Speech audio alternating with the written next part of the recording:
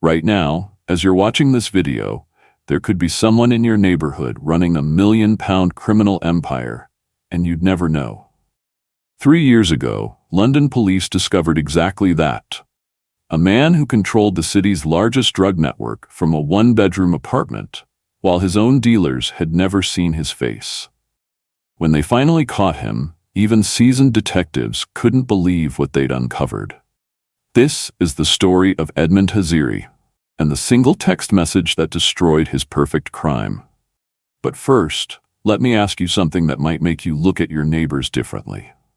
February 18th, 2019, 6:47 a.m. While most of London slept, 200 police officers prepared for the largest coordinated drug raid in the city's history. Operation Snowfall wasn't targeting street dealers or small-time pushers. According to leaked police documents obtained through Freedom of Information requests, they were hunting what the National Crime Agency called the most sophisticated drug distribution network ever discovered in the UK. The numbers were staggering.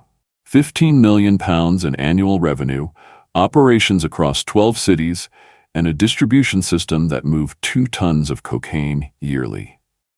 But here's what made this case unprecedented. After 18 months of investigation, police still didn't know who was running it. Detective Inspector Sarah Mitchell, speaking exclusively to BBC Panorama after the case concluded, described the moment they realized what they were dealing with. "We'd arrested 43 people, seized millions in drugs and cash, but when we asked who gave the orders, everyone said the same thing. I don't know. Not won't tell us. Genuinely didn't know." The raids that morning netted impressive statistics. 43 arrests, 12 kilos of cocaine, £800,000 in cash, and 15 properties searched. But the most wanted name on their list remained a ghost. Court documents would later reveal that this wasn't incompetence. It was by design. Here's something that'll blow your mind. The network operated like a tech startup, not a traditional drug gang. At the bottom level, teenagers earned £500 per week cycling around London with what looked like food deliveries. According to testimony from Operation Snowfall, these runners used an app called Fast Drop, which looked exactly like Deliveroo but was actually moving £2,000 worth of cocaine per trip. The genius was in the details. Parliamentary testimony from the National Crime Agency revealed that runners never met their bosses. Orders came through encrypted phones that wiped after each message. Payment was made through cryptocurrency wallets that emptied automatically after each transaction. Above the runners were dispatchers. Think regional managers for drug dealing. Each controlled 15 runners across specific London boroughs and earned £3,000 weekly. They believed they reported to someone called Engineer. But court evidence showed Engineer was just another anonymous layer. Dr. James Morton, a criminologist at King's College London, who studied the case, told The Guardian, "This wasn't a criminal organization. It was a criminal algorithm. Every human element that could lead to detection had been systematically removed. The system used legitimate businesses as fronts. 23 companies registered across London, including car washes that never washed cars and restaurants that rarely served food. Each generated just enough legitimate paperwork to fool casual inspection while processing massive cash flows." But here's the question that kept investigators awake at night.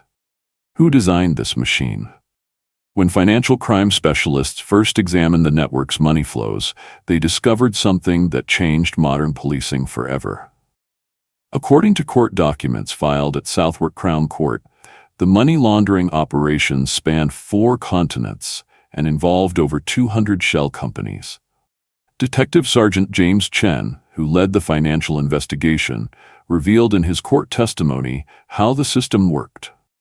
They'd buy a Ferrari for £300,000 cash through a shell company, immediately sell it for £200,000 to another shell company they controlled. The £100,000 loss was actually the cost of laundering drug money. Brilliant and completely legal on paper. Property transactions were even more sophisticated. Houses in East London were bought and sold monthly, sometimes to the same buyers, at increasingly inflated prices. Each transaction cleaned more dirty money while appearing as legitimate property investment. The Financial Conduct Authority's report on the case, published in March 2022, identified a pattern they now call algorithmic laundering, using mathematical models to optimize money cleaning while minimizing detection risks. But every financial trail led to the same dead end.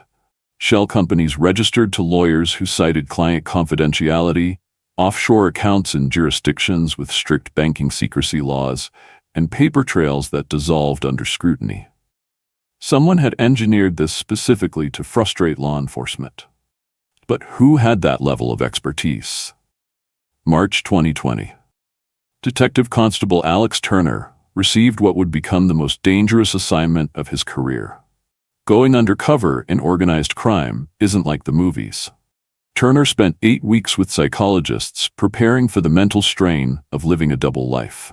His cover identity was meticulously constructed. Former Army logistics specialist, recently divorced, struggling financially, the perfect recruitment target. His entry point was Ironworks Gym in Bermondsey, where surveillance had identified network recruitment activity. Turner's handler, D.I. Mitchell, kept communication minimal for his safety. One phone call could have blown his cover. We had 3 previous informants disappear completely. No bodies found, no traces left. The breakthrough came when Turner was recruited as a logistics coordinator. His job, managing drop points for what he was told were imported electronics. The reality, revealed in his later court testimony, was coordinating cocaine deliveries across South London. For 6 months, Turner documented everything: safe house locations, communication protocols, money counting procedures, and the sophisticated security measures that kept the operation invisible. His secret recordings, played during the trial, revealed the network's military-level organization, but they also revealed something disturbing. Even middle management had no idea who was giving orders. Turner described the psychological pressure in his post-operation debrief. You're constantly being tested. Wrong answer to the wrong question, and you disappear. But the worst part was the paranoia, this sense that someone was always watching, evaluating, deciding your fate from the shadows. April 2020 changed everything. European law enforcement cracked EncroChat, the encrypted phone network used by criminals across the continent. Suddenly, investigators had access to millions of previously secure messages from organized crime groups worldwide. Operation Snowfall expected to find clear evidence of the network's leadership. Instead, according to leaked intelligence reports, they discovered something more unsettling. The messages were inhuman, mathematical, robotic. Package Alpha to Location 7, Tuesday 14:30. Confirmation required 1500. Non-compliance results termination. No personal details, no emotions, no human quirks that typically appear in criminal communications. Detective Sergeant Chen analyzed over 12,000 intercepted messages for patterns. It was like reading orders from an AI. Every message followed identical syntax. No typos, no slang, no individual voice. Either this person had eliminated all human traits from their communication, or they were using sophisticated systems to disguise their identity. The EncroChat data revealed the network's true scope. Operations in 12 UK cities, direct supplier relationships in Amsterdam and Antwerp, and money laundering partnerships from London to the Cayman Islands. Total estimated revenue, £47 million over 3 years. But they still couldn't identify who was sending the orders. June 15, 2020, 3:42 p.m. A low-level courier named Marcus Webb made the mistake that would bring down a criminal empire. Webb had just completed a delivery in Canary Wharf when his encrypted phone died. Instead of immediately destroying it as protocol demanded, he pocketed the device and forgot about it. 3 days later, Webb was arrested for an unrelated driving offense. The forgotten phone was discovered during a routine search. Digital forensics revealed 48 hours of undeleted location data. The phone had regularly connected to Wi-Fi at Meridian Tower, an expensive apartment complex in Canary Wharf, far from the network's usual operating areas. Surveillance teams were deployed within hours. The apartment was registered to Meridian Holdings Limited, a consulting company. The company's sole director, Edmund Haziri, 32, no criminal record. Detective Inspector Mitchell recalled the moment they found their ghost. After 2 years of chasing shadows, we finally had a name, a face, a real person. But when we looked into Edmund Haziri's background, we couldn't believe what we found.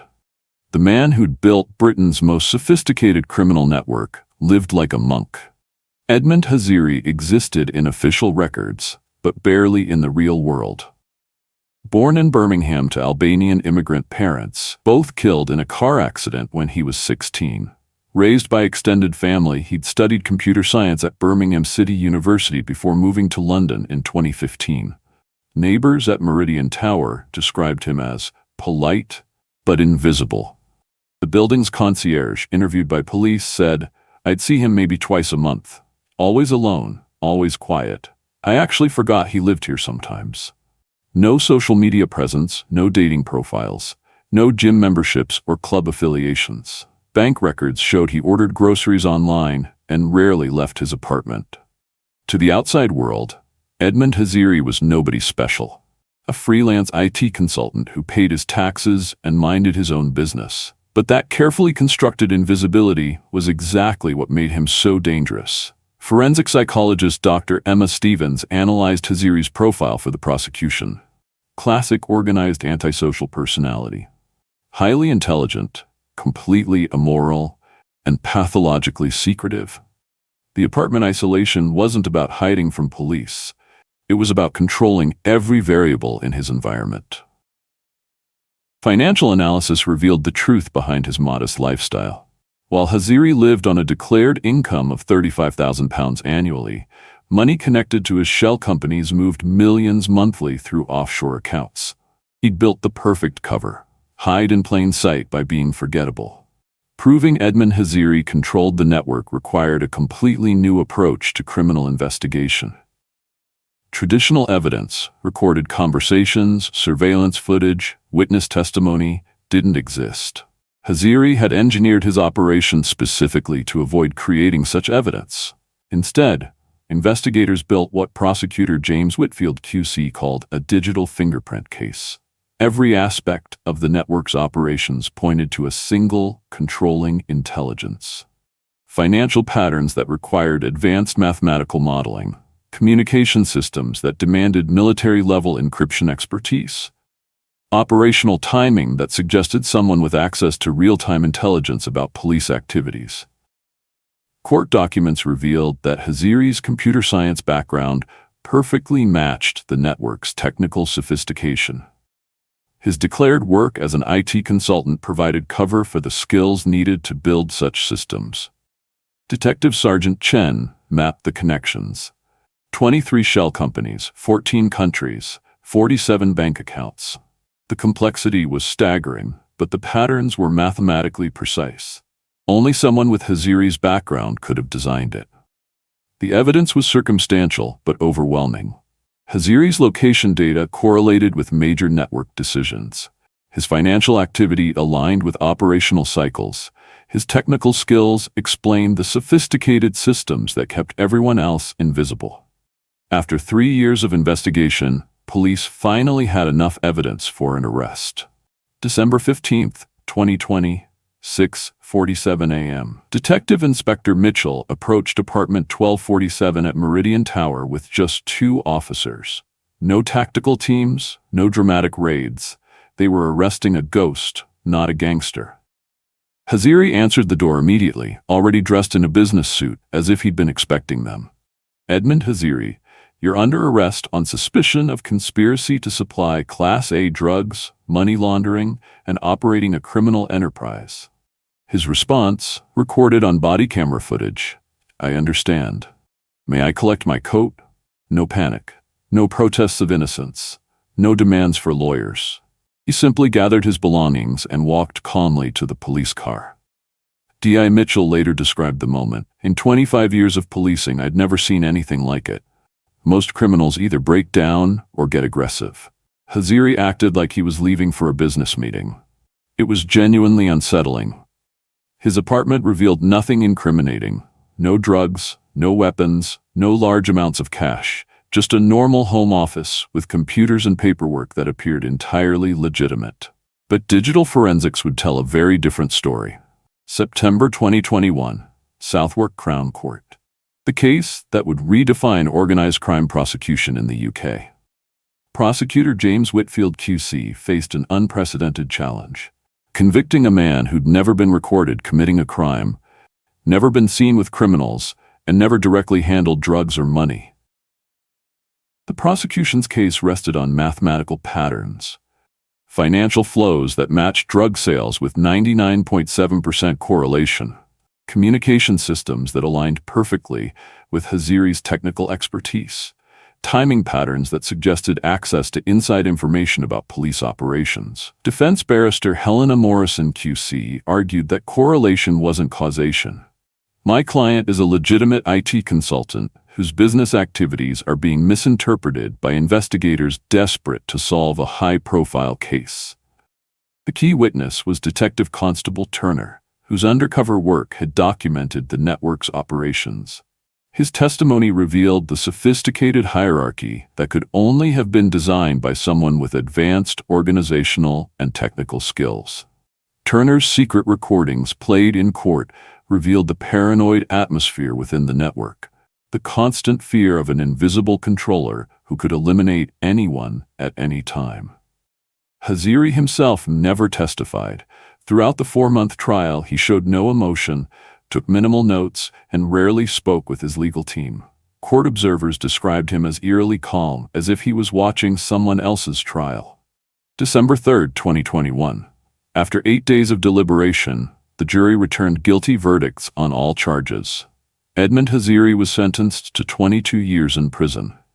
Judge Patricia Williams noted in her sentencing remarks, "Mr. Haziri, you constructed the most sophisticated criminal enterprise in British legal history. Your network destroyed families, corrupted young people, and brought violence to communities across the country. Your only emotion throughout this trial has been cold calculation. Even now, facing decades in prison, you show no remorse." Hazeri's response was a brief nod. The network collapsed within weeks of his arrest. Without central coordination, the carefully constructed hierarchy fell apart. Dozens of additional arrests followed as lower-level operators were caught without their protective systems. But here's what should keep you awake at night. Assets worth £8.2 million connected to Hazeri were never recovered. Financial investigators believe he prepared for eventual arrest by hiding resources in jurisdictions beyond UK law enforcement reach. Even more disturbing, intelligence suggests the network's technical infrastructure was sold to other criminal organizations before Hazeri's arrest. The blueprint for invisible organized crime may still be out there. 3 years after Edmund Haziri's conviction, Operation Snowfall has fundamentally changed how we understand modern organized crime. The case led to the Economic Crime Act 2022, giving UK authorities new powers to investigate complex financial crimes. It pioneered pattern prosecution, using mathematical analysis rather than traditional evidence to prove criminal control. Detective Chief Inspector Mitchell, now leading the Met's Organized Crime Command, reflects, "Haziri showed us the future. No violence, no obvious criminal behavior, just intelligent exploitation of system weaknesses. He proved that the most dangerous criminals are often the ones you never see coming. But the human cost remains devastating. Communities affected by the network's operations continue dealing with addiction, violence, and social breakdown. Young people recruited as runners struggled to escape criminal lifestyles after the organization collapsed. The case raises uncomfortable questions about our connected world. How many other Edmund Haziris are operating undetected? How many criminal networks are hidden behind legitimate businesses and encrypted communications? Recent National Crime Agency reports suggest at least 12 similar ghost networks are currently active across the UK. The techniques Haziri pioneered have spread internationally, with similar cases reported in Germany, Netherlands, and Australia. Here's what makes this case truly terrifying. Edmund Haziri wasn't a criminal mastermind from birth. He was an ordinary person who became extraordinary at hiding. Court psychiatrists found no evidence of psychopathy or violent tendencies. He wasn't driven by revenge, addiction, or desperation. He simply saw a system he could exploit and methodically exploited it. Which raises the question that should concern us all. How many people have the technical skills and psychological makeup to replicate what Hazeri achieved? In our increasingly digital world, how many potential ghost kings are sitting in ordinary apartments, planning extraordinary crimes? The technology Hazeri used, encrypted communications, cryptocurrency, shell companies, offshore banking, is available to anyone with internet access and patience to learn. The only thing that stopped him was a single forgotten phone containing 48 hours of location data. Without that mistake, he might still be operating today. So let me ask you again. How well do you know your neighbors? The person living next door could be running a criminal empire worth millions, and you'd never know. They'd pay their rent on time, keep their garden tidy, and nod politely when you pass them in the hallway. Edmund Haziri's case proves that modern organized crime doesn't look like movie gangsters. It looks like ordinary people living extraordinary double lives. The techniques law enforcement developed to catch Hazeri, financial pattern analysis, digital forensics, mathematical correlation, are now standard tools in fighting organized crime. But criminals are adapting too, learning from Hazeri's mistakes and building even more sophisticated systems. This isn't just a story about one man's rise and fall. It's a warning about the hidden networks that might be operating around us right now, invisible until that one fatal mistake brings them into the light. What do you think? Could there be another network operating in your city right now? How would you even know? And what does it say about our society that someone can build a criminal empire while remaining completely invisible? Let me know your thoughts in the comments below. Don't forget to like this video if it made you think differently about organized crime, and subscribe for more investigations into the hidden world of modern criminals. Thanks for watching, and remember, the most dangerous criminals are often the ones hiding in plain sight.